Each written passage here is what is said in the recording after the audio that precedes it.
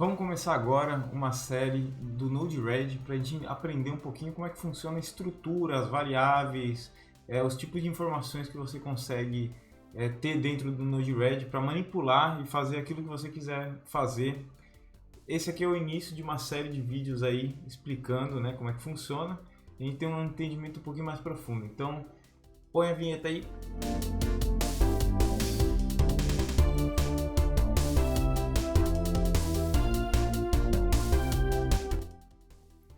E aí galera, bem-vindo a Micaça, Smart Caça, seu canal de automação residencial 100% em português. E a gente vai começar esse vídeo aqui falando um pouquinho sobre como vai ser a estrutura do Node-RED, né? A estrutura de dados mais especificamente. Não vai ser tão técnico assim, não vai ser tão de programação, mas vai envolver um pouquinho sim. Então a gente vai mexer um pouquinho no nosso Node de função, né, que é um Node muito legal, na qual você pode programar em JavaScript nele, que é a linguagem que é usada no Node-RED. Então eu vou colocar o link aí na descrição, né, de um ponto de entrada de documentação do JavaScript. Se você não sabe programar e está aprendendo, conseguir fazer um curso aí de programação ou começar a brincar com isso, a documentação vai te ajudar, e você que já programa, então vai ser bem mais fácil para quem já tem essa noção. E aí a gente também vai dar uma olhadinha na parte gráfica mesmo da ferramenta, ver onde que ficam as variáveis, como a gente consegue olhar elas de forma a conseguir entender melhor o que está acontecendo durante o fluxo, para a gente poder jogar a informação de cá para lá, né? Entrar num node de função, capturar essas informações, jogar ele para frente, utilizar em um outro node, né? De forma que a gente consegue realmente expandir nosso potencial de automação dentro de casa. Esse vídeo aqui ele vai ser de fundamento para outros vídeos que eu vou fazer no Node-RED. Muita gente me pediu aí uma série de Node-RED, e aí é aqui que a gente vai. Vamos lá para o computador, bora! Então, um conceito importante que a gente tem de entender aqui é o conceito de como que os dados são passados nessas cobrinhas aqui de um para o outro, né? Como é que um node aqui sabe quais são as informações que estão chegando e que estão saindo, e como a gente transfere isso. Existe um pacotinho que chama payload, né? Que vem dentro desse MSG. MSG vem de message, e essa mensagem é o que vai passando de um node para outro. E aí a mensagem ela é separada por pacotinhos de dados, né? Pacotinhos de informação que vem a partir do ponto. E cada vez que você escreve qualquer coisa depois desse ponto aqui, você pode adicionar novos dados, né? E isso aí vai dentro desse pacotinho. Então é como se fosse uma cartinha, né? Ou uma pasta, né? E cada ponto, isso aqui é uma folha dessa pasta, e você pode ir adicionando coisas nela, e ela vai pulando de quadradinho em quadradinho aqui, né? Então daqui vem um payload que sai para cá, você pode manipular esse payload, vem para cá. Aliás, a mensagem, desculpa. E dentro da mensagem, uma das folhas é o payload, né? E aí você vai manipulando. Tem nodes que sequer fazem uso dessa mensagem, porque eles são nodes que só executam qualquer coisa. Por exemplo, esse delay aqui, ele não mexe em nada do payload, ele simplesmente atrasa essa mensagem um tempo para passar lá para frente, né? E aí você tem outros que fazem realmente uso do payload. Por exemplo, esse daqui, né, esse data é uma das folhas que você tem dentro do seu message, né, que junto com... aliás, desculpa, na folhinha do payload, né, tem uma parte que compõe o payload que chama data, né? Então imagina que você tem uma folha de dados nessa pasta, o nome dessa folha é payload, e aí em algum momento está escrito data, e aí vem toda essa escrita aqui. Isso aqui passa para a lâmpada, por exemplo, e a lâmpada vai saber interpretar essa informação aqui. E aí, essa é a forma que os dados chegam e saem do Node-RED, né, a partir de qualquer fonte e direcionados a qualquer fonte também. Aí uma coisa interessante é que a gente pode não só escrever no payload, mas se eu colocar minha folha de dados, a partir do momento que você escreve isso daqui, se não existe essa folha, ele cria na hora e adiciona ela. E aí você tem mais um ponto onde você pode adicionar dados e passar para frente. Essa é uma boa estratégia para você, por exemplo, organizar informações que você está passando de um para o outro, sem contaminar o payload, que é o principal que todo mundo usa. O ponto payload é um cara em específico que todo mundo usa. E a mesma coisa aqui, eu falei que a gente ia mexer um pouquinho no Node de função. Vamos pegar o mais simples, né, para a gente não estar olhando tanto o código. Se eu pegar o meu Node de função aqui e colocar ele bonitinho aqui, zerado, você vai ver que ele dá um return message, que seria o nosso envelope, a nossa pasta contendo as folhas. Só que a gente pode acessar a partir de um ponto as folhas que tem dentro. Então a gente faz um msg ponto, e aí é que você pode escrever payload, por exemplo. E se tiver alguma coisa nesse payload, você vai poder manipular ele, olhar, adicionar coisas, tirar coisas, né, etc. Como aqui num exemplo um pouquinho mais visível, vocês podem ver que no meu payload, né, eu estou escrevendo essas coisas aqui dentro. Quando eu faço um recebe, essa estrutura aqui vai ser convertida para dentro do payload. Então é como se eu estivesse escrevendo na folha do payload essas coisas aqui. E aí quando eu dou um return message, essa pasta aqui com informações, onde dentro também tem o payload, passa para frente para o próximo, para essa bolinha aqui, para o próximo da lista, né, que está recebendo. E aí não só isso, né, o Node-RED também oferece um espaço de variáveis que serve globalmente para todos os flows, né, que separado dessa pasta aí, para você não contaminar seus dados, ele tem um espaço de variáveis. Que seriam variáveis? Variáveis seriam informações que você pode guardar e trocar informações entre um nó e outro, e também você tem um espaço de variáveis que serve só para o fluxo. Então inicia o fluxo, aqui você tem um espaço de variáveis para você colocar o que você quiser. E como você vê essas variáveis, né? Você dá uma olhadinha aqui, ó, nessa setinha, quando você clica nela, você tem aqui uma opção que chama Context Data. E você clica nela, e aí você vai ver que você tem um espaço de variáveis de Node, ou seja, específico para cada quadradinho, de maneira que o quadrado mesmo pode organizar seus dados ali e ficar utilizando eles, né, para fazer contas, para fazer sequenciamento, o que vocês quiserem. Você tem uma de Flow. A de Flow, todo mundo que faz parte, que está ligado aqui com uma cobrinha, tem acesso a essas variáveis de Flow, para poder utilizar ela. E você tem a Global, esse espaço global, qualquer quadrado de qualquer fluxo aqui, de qualquer página de fluxo, tem acesso. Então se você, por exemplo, quer fazer algo aqui e quer dividir o que aconteceu aqui com uma outra folha de Flow, você pode usar o Global aqui para fazer esse tipo de coisa. Dando um exemplo prático, vamos falar então, por exemplo, que eu tenho uma luz da frente que serve para as câmeras ligarem caso ela detecte presença em algum lugar. Você pode ter uma variável global. Imagina que eu tenho aqui uma folha de sequência. Vamos criar aqui uma folha de sequência da câmera 1. E aí aqui quando ela detecta movimento, né, vamos colocar de exemplo aqui um jet.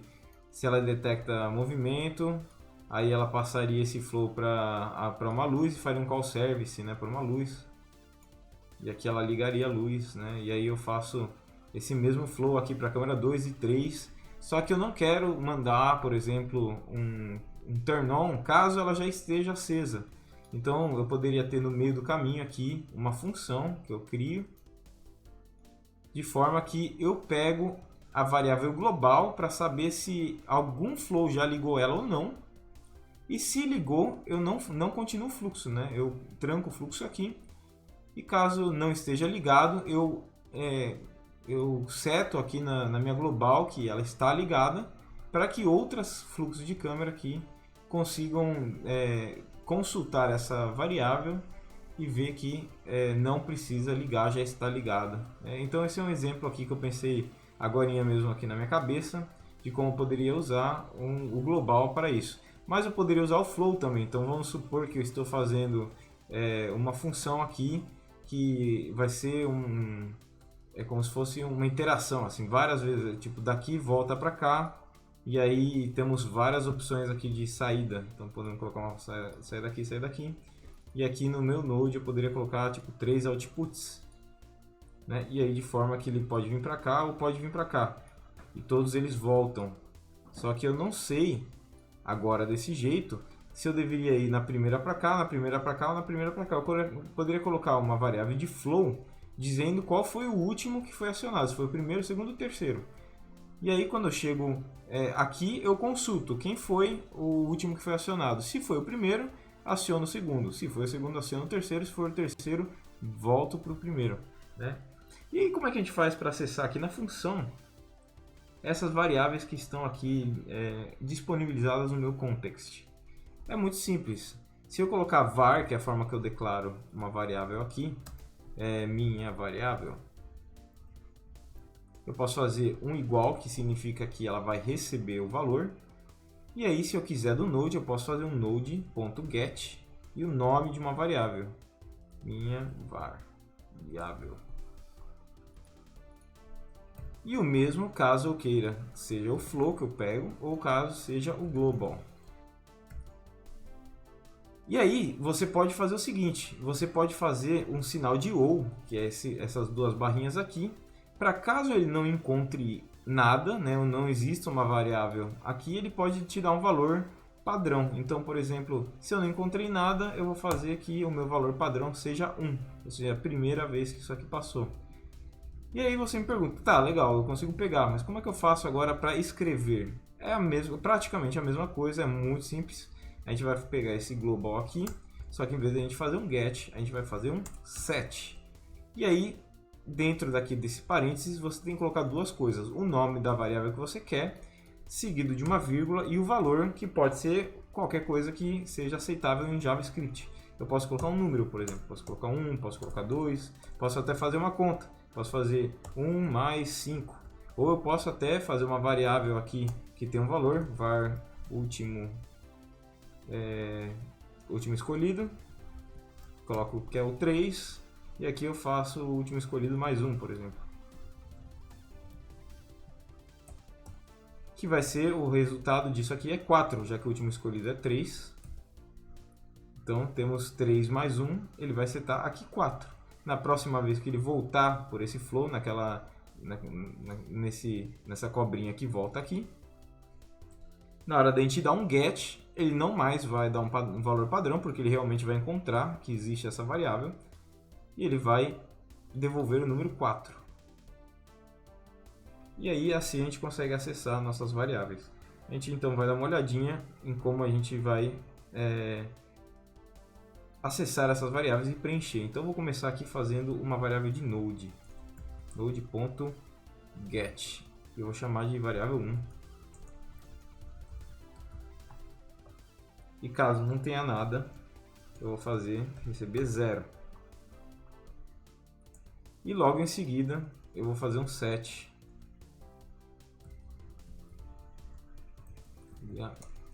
Nome variável 1. E vou dar um valor de minha variável mais 1.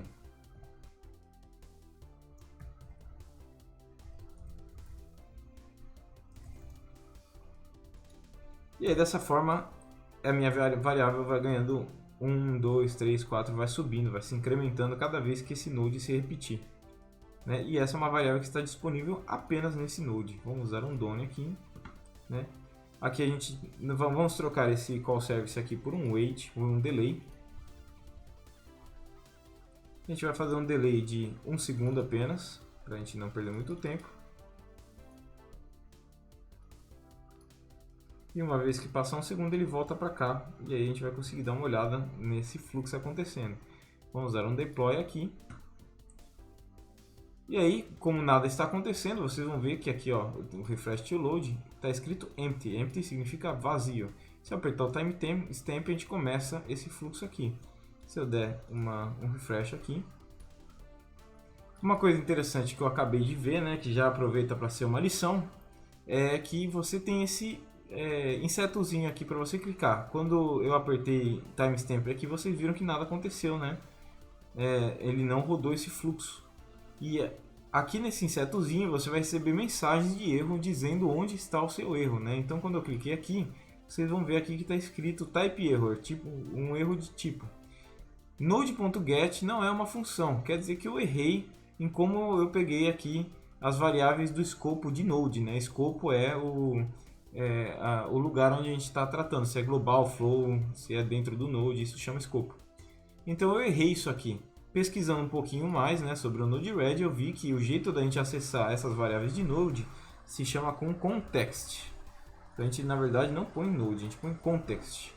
E aí eu corrijo, dou um deploy, eu vou limpar aqui para ver.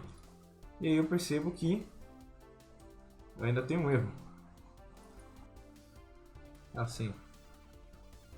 Eu errei, faltou um T aqui. Context. Beleza. Done, deploy. Vamos limpar aqui. E aí a gente aperta aqui. E beleza, dessa vez funcionou. Então se a gente der uma olhadinha no nosso context data e clicar aqui, se a gente der um refresh, olha que legal, nossa variável 1 foi preenchida com o valor 9. Se a gente der um refresh, 14, então já foi 14 interações. Se eu ficar clicando rapidamente, vocês vão ver que a cada 1 segundo essa variável está subindo de valor. Então, da mesma forma que a gente fez um context, né? Se a gente mudar, olha que interessante. Se eu vir para esse node aqui e dar um refresh, vocês vão ver que aqui está empty e o flow também está empty, assim como o global também, todo mundo está empty. Então, os valores que tem da variável 1 existem apenas aqui, ó. Se eu der um refresh, continuo vendo aqui, ó, que está em 45, continua rolando aqui essa variável, né? E neste node aqui não tem nada, porque este node não tem nenhuma variável associada a ele ainda. Agora vamos mudar isso daqui de context para flow, por exemplo. A gente vai setar no contexto de flow e não mais no contexto de node. A gente dá um node, um deploy, né? E aí a gente vai dar uma injetada aqui. Nossa variável de node não existe mais, só que olha que legal, a de flow está em 15 já. Nossa subida aqui, ó, começou na variável do tipo flow. Esse flow, todo mundo que está interligado por essas cordinhas, né, vai ter acesso a essa variável. Então se a gente vir aqui, ó, e clicar, olha que legal, no nosso node de delay, a gente também tem essa informação de variável 1. E essa variável vai se alastrar por todo mundo que faz parte desse flow. Inclusive o timestamp que está aqui atrás, tá vendo? Todo mundo tem acesso a ela. Só que se eu vier, por exemplo, aqui nessa minha página aqui de controle de ar e clico aqui nele, né? Se eu olhar no global não tem nada, no flow não tem nada e no node não tem nada também, né? Porque ele não faz parte desse flow. Agora vamos ver que interessante que acontece quando a gente troca de flow para global.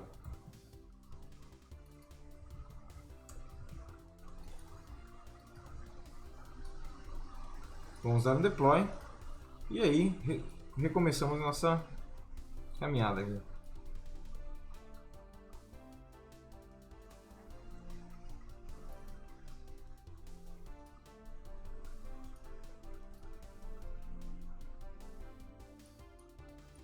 E aí, beleza. A gente vê que nossa variável de flow pausou, né? Não é mais atualizada, e o que passou a ser atualizado é a variável no contexto global. Vocês estão vendo aqui, quando eu dou um refresh, já está em 116 aí. Eu venho para esse outro node aqui, vamos dar uma olhada. A variável ficou pausada ali, porque ela foi escrita em algum momento e agora não mais.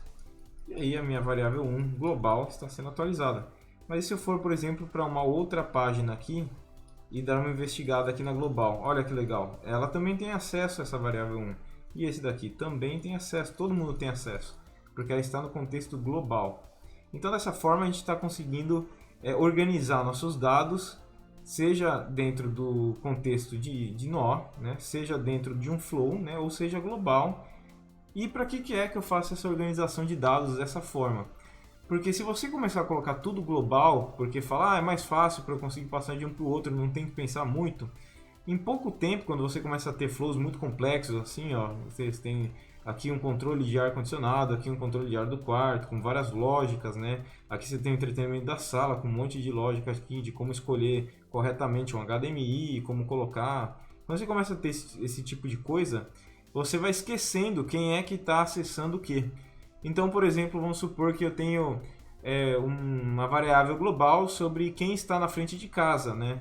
Em vez de estar isso por câmera. E aí eu adiciono um novo componente em casa, eu compro lá e ponho, instalo na frente da minha casa e acesso lá e mudo aquilo lá para uma outra coisa. A lógica é diferente. De repente minhas câmeras param de funcionar. Por quê? Porque eu esqueci que as câmeras estavam usando aquela mesma variável. E aí começou um terceiro de fora a utilizar essas variáveis e aí atrapalhar o fluxo inteiro para todo mundo. É por isso que a gente tem que organizar bem em suas devidas contextos, né? Quem são as variáveis de quem. Isso se chama estrutura de dados, né? Uma forma de você manter uma boa estrutura e aí o seu código vai ficando com poucos bugs, com poucos problemas, porque você organiza corretamente as suas variáveis. Então aqui a gente aprendeu como é que funciona o payload e as mensagens, né? E você pode colocar, olha que legal, alguns nodes te permitem que você escreva diretamente no flow, no global, né? Ou no contexto, ou na mensagem, né? A mensagem é o que vai passando aí com seu payload, mandando os dados para fora do Node-RED e recebendo de fora para dentro. E aí você tem os seus contextos de Node, Flow e Global para você organizar os seus dados, né? E a gente vai chegando no final desse vídeo, né?